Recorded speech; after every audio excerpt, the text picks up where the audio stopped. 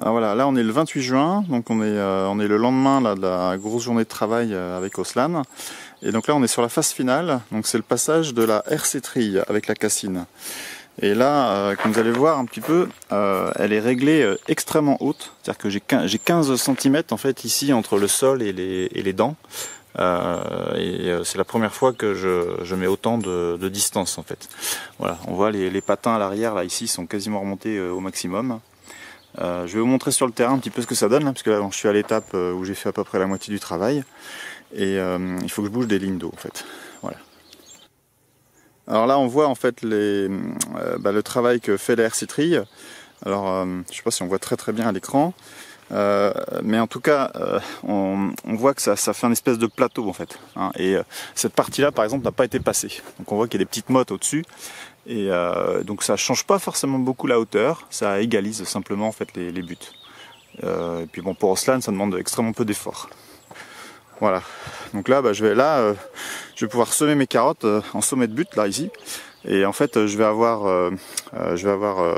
une ligne en fait ici et une juste à côté en fait. Je pense que l'ensemble de mes carottes tiendra dans 20 cm à peu près. Ce qui fait que comme les buts sont espacés de 85 cm, ça laisse 65 cm pour que le cheval puisse marcher et c'est très bien. C'est très confortable.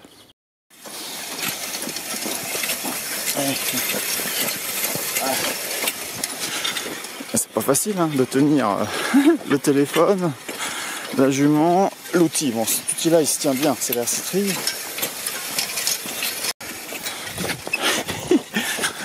Voilà. Difficile hein, de... Voilà, la jument.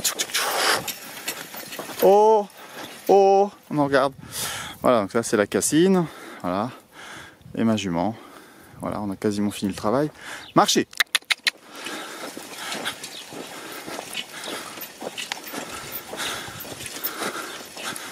Allez, je reprends les guides là. Allez. Devant toi.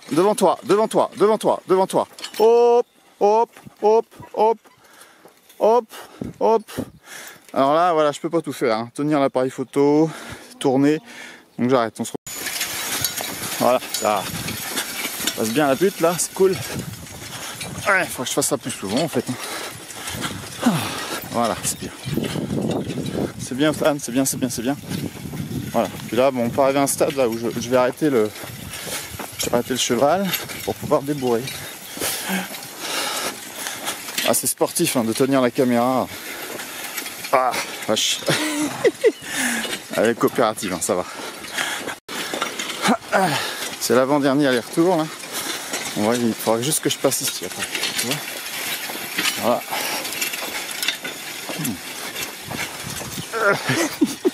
On peut tenter hein, de faire ça. Elle est impressionnante ma jument quand même. Elle connaît son boulot, elle suit le sillon.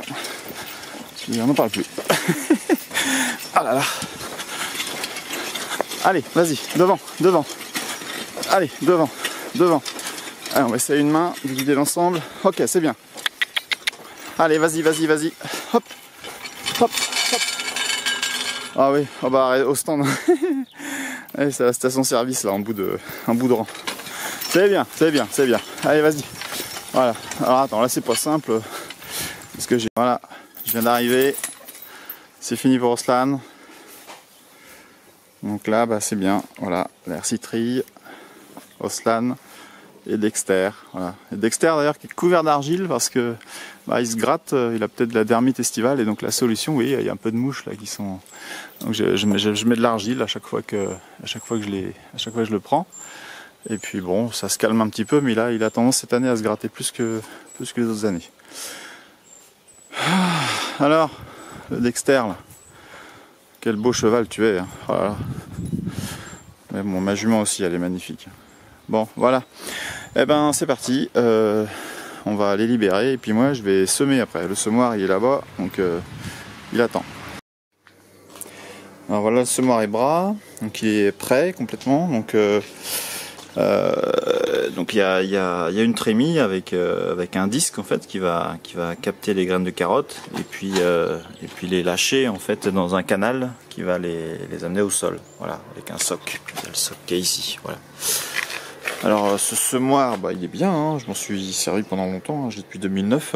Et alors il a un petit souci au niveau des dents ici, là, je sais pas si la chaîne est adaptée aux dents, enfin parfois ça bloque en fait ici, donc c'est un peu le défaut qu'il a.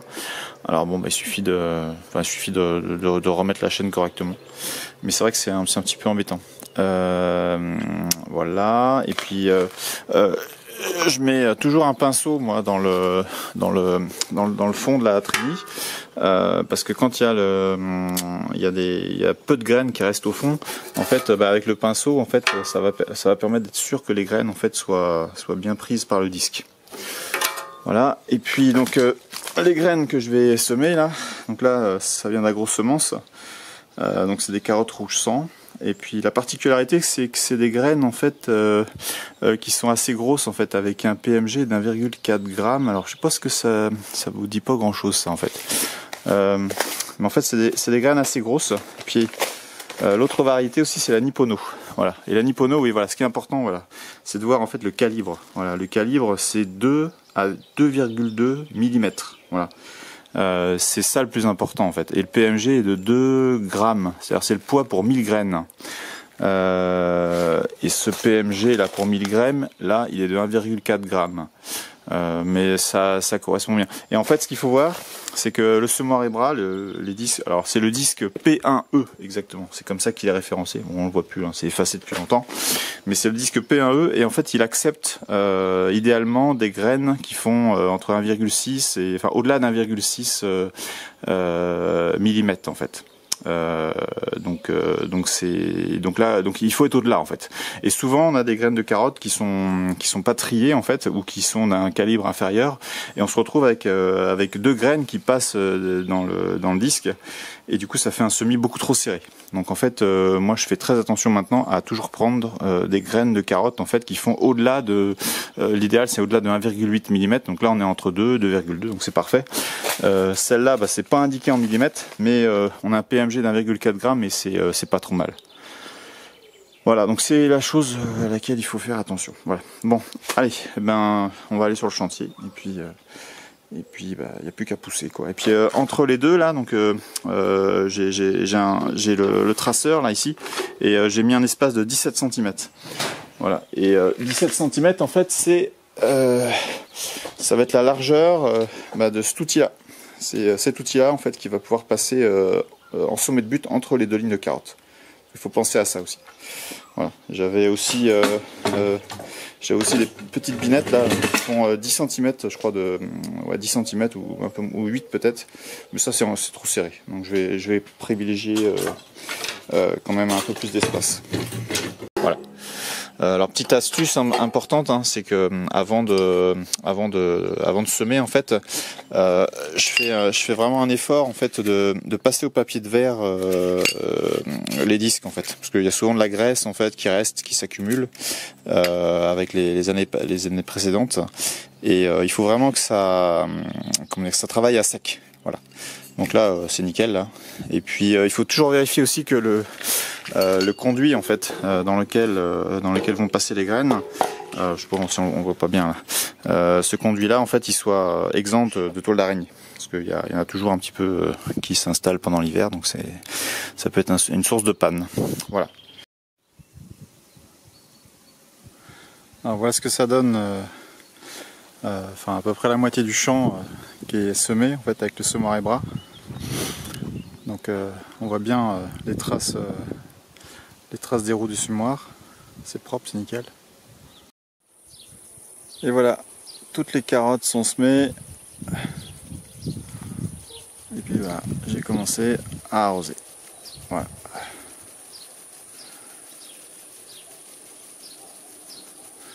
La pression va monter tranquillement. Normalement, là aussi, il va y avoir de l'eau qui va arriver. Ça commence à arriver là, ça y est, c'est parti.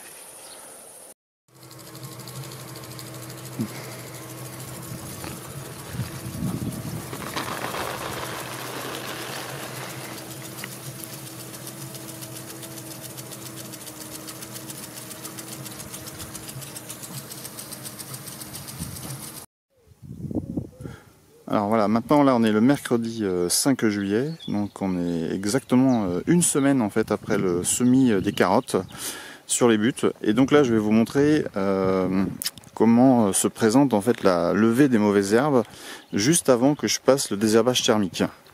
Donc on va regarder au près. Alors donc on voit que sur les buts il y a quand même pas beaucoup de mauvaises herbes, mais il y en a quand même ici, là.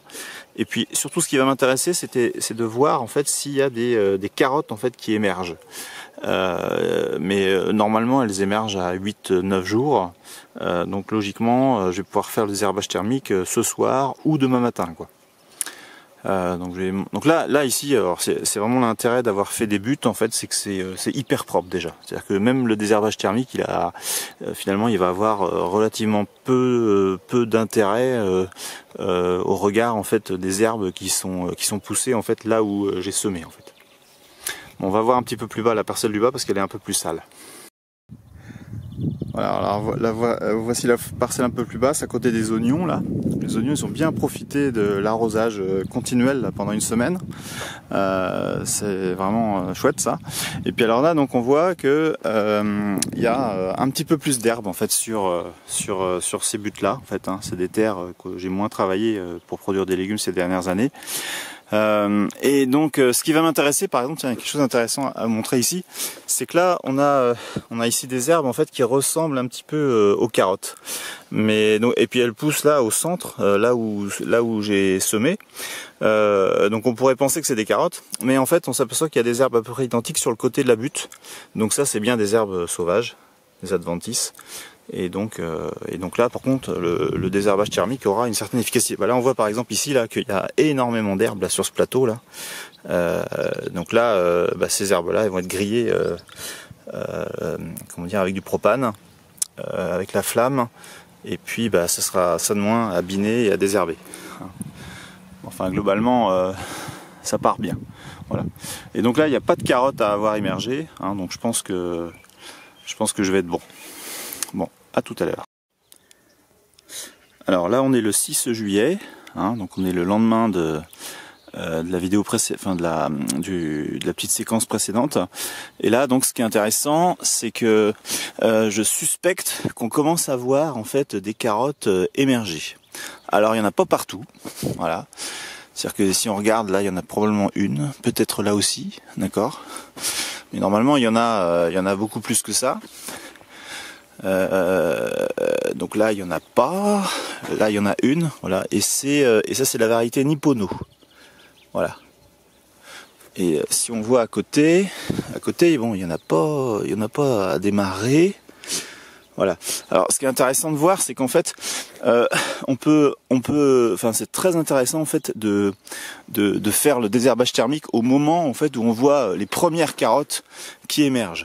Alors normalement, elles devraient émerger toutes en même temps. Donc là, je vais peut-être faire comme des dégâts. Hein. Mais bon, de toute façon, il faut que je le fasse. Et puis après, si on voit la variété suivante, alors c'est voilà, il y a le soleil qui donne.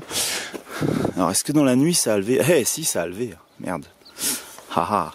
Alors là, ces buttes-là, par exemple, là, ça, je vais peut-être me retrouver avec. Allez, j'aurais peut-être dû le faire hier soir en fait. Donc là je regarde, c'est précis, c'est pointu. Et là on est sur une autre variété, c'est la variété rouge sang. Et là ça n'a pas du tout démarré. Donc ça démarrera demain ou après-demain. Ouais.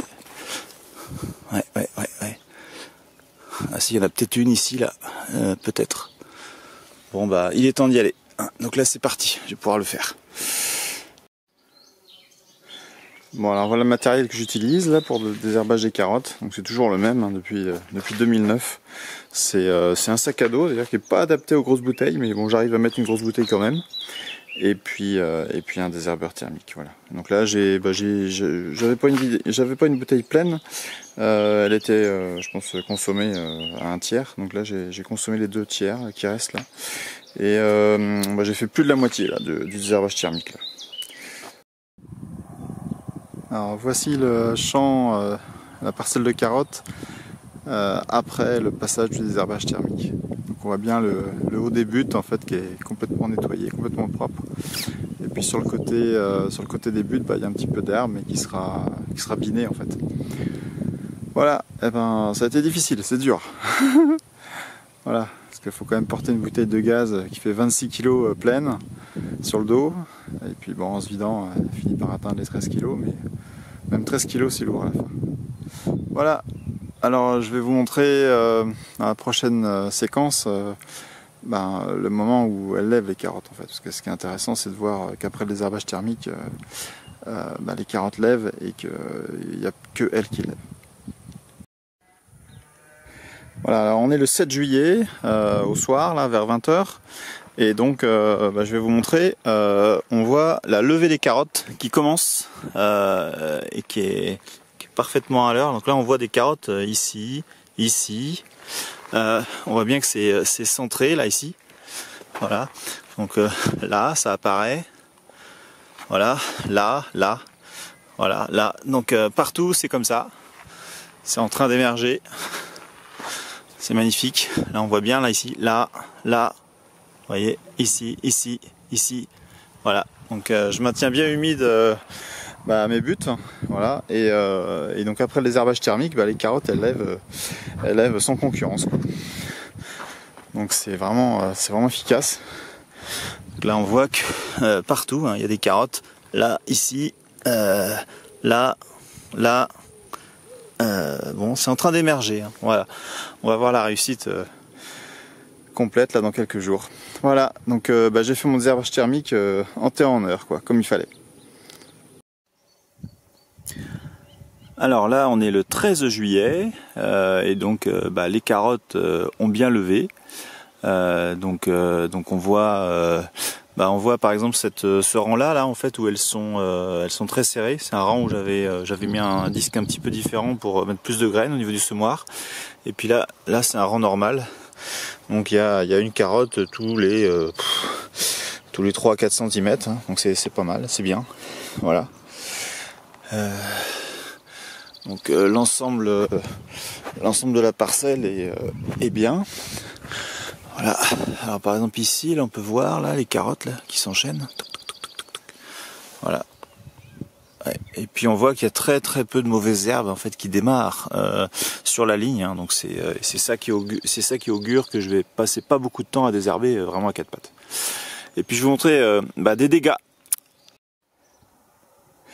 Voilà, donc c'était dans la nuit de dimanche là, ça devait être le 10 là, le 10 juillet. Et il y a des sangliers en fait qui sont passés sur ma parcelle. Donc c'est pour ça que j'ai mis une petite clôture électrique à 40 cm du sol pour au moins protéger la grande parcelle. Et puis vous allez voir cette parcelle là, comment elle a été touchée.